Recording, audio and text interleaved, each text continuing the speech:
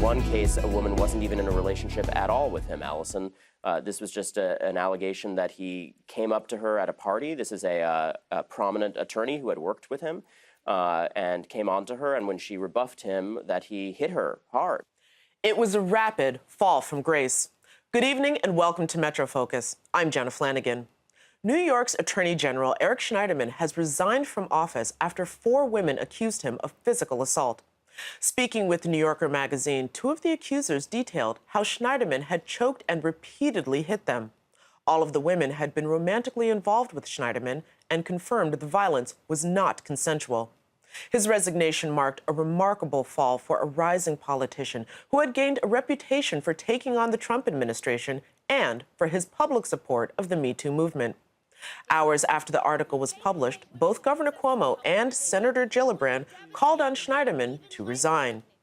And in a departing statement, the outgoing Attorney General stated that, quote, "In the privacy of intimate relationships, I've engaged in role-playing and other consensual sexual activity. I have not assaulted anyone. I have never engaged in non-consensual sex, which is a line I would not cross," end quote. It's a lot of ground for us to cover on tonight's show, and we begin our special coverage of the resignation of the Attorney General and its fallout. First up with us is an overview from Ben Max, the executive editor of Gotham Gazette. Ben, welcome back to the program. We have a lot to cover, so I'm just going to go right into it and say, first, what was your reaction to this news? Well, these are really deeply troubling revelations, I think, for many people on a personal and societal level. This is just extremely sad, extremely troubling, and obviously there's potentially borderline criminal activity here. This obviously fits into the Me Too movement and momentum that we've seen to bring bad acting, possibly criminally acting men to justice. And so in fitting with that, it is fitting that people are coming forward to make people pay for the misdeeds that they've done. But is there any indication that there actually could be criminal charges? I mean, right now, a lot of people are giving the New Yorker credit for having solid reporting that's been verified, et cetera, but are we talking about anything that could be criminal? I think there's the potential for that. It really depends on if the accusers want to pursue that.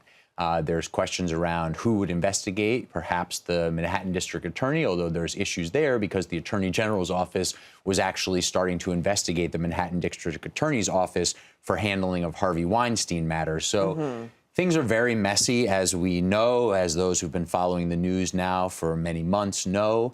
But there are questions around whether there will be an investigation of how the Attorney General behaved. This could also come in 2 ways. One is if the accusers want to file police reports, but it could also be because he invoked his office at times in the allegations. Yes. There could be questions around investigating his abuse of power in that respect. All right, so there's a lot, of course, to find out from that fallout. But, of course, all eyes have now turned to, well, then who fills his shoes? So, first of all, who's going to be stepping in as our temporary Attorney General? Sure. So Barbara Underwood is the Solicitor General of New York. She argues a lot of cases for the Attorney General's office. She's the acting Attorney General now. She has a long, long legal career. She's argued cases in front of the Supreme Court of the United States. Very accomplished legal mind. And she was actually hired to the Attorney General's office by Governor Cuomo when he was Attorney General, and then kept on by Attorney General Schneiderman. So she's in charge now. Okay. But then, of course, that now brings the next issue of then who's going to fill after that? Sure. There have been people who have been suggested who might be named as or appointed. This changes the election, too. Oh, it changes everything. I mean, we're in the middle of an election year here where Eric Schneiderman was planning to coast to a 3rd term. He was running for re-election. The elections will be this fall, the primary in September, the general election in November. This sends shockwaves through the political world. So there's big questions ahead. The state legislature could vote in a interim attorney general who would be in place through the election. Now, that person, if they're interested in running this year, would then have a significant advantage. So that's going to be up to the state legislature. They might name someone, or they might let Underwood continue through the election, which would be the more lowercase d democratic process, of course. But the way that lawmakers often work and politicians often work, you might think they would take the opportunity to exercise that power and install someone. So there are questions around whether the state legislature will install someone temporarily and then what the election will look like this fall. Of course. And we can't kid ourselves, and we all know Albany is known for making deals. But so who are some of the names that are floating around, just to give people an idea of who we might be talking about? Sure. So the state assembly and the Democrats who control the state assembly have the most power here. So they might appoint one of their own. There's a lot of talk about Helene Weinstein, an assembly member from Brooklyn, who might be at the top of the list there.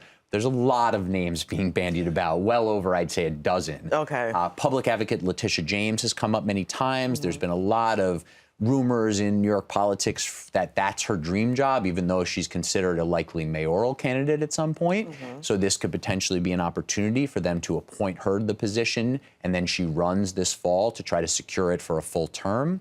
And then there's other people lining up to potentially run in the fall, such as Congresswoman Kathleen Rice, who is the former Nassau district attorney and narrowly lost to Schneiderman in the 2010 primary for Attorney General. So those are just a few names. Yeah. There's many others. Of course. And people are on Twitter are coming up with their own dream names. And I should mention, former city council member Dan Garodnick, who is just term limited out, has always been talked about as a potential city controller, state attorney general.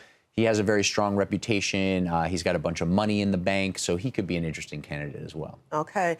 I do want to take this back, though, to Schneiderman and the office that he holds, because he was engaged, or at least the office was engaged, in several lawsuits with the Trump administration. In fact, Trump himself is suing Schneiderman personally.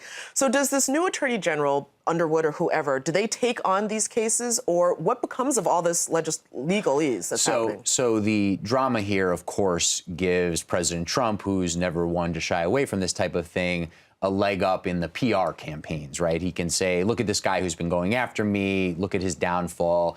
You haven't seen that from the president yet, but you did see it from Donald Trump Jr. on Twitter when the news was breaking, because Schneiderman has really targeted the Trump administration and built himself up as one of the most powerful forces in the quote-unquote resistance. So the cases continue. Just because Schneiderman's out of office doesn't mean that he is not the office. The office is not him.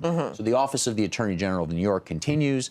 The cases continue. Now, Barbara Underwood might decide that there are certain cases not worth continuing.